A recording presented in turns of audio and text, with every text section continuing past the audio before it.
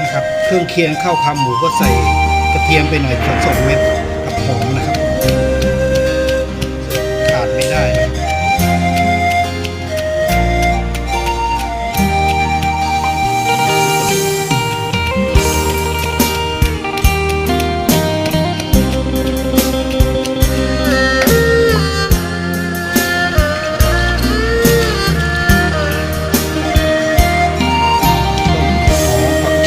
ฟ้ามืดกะคงบ่โดน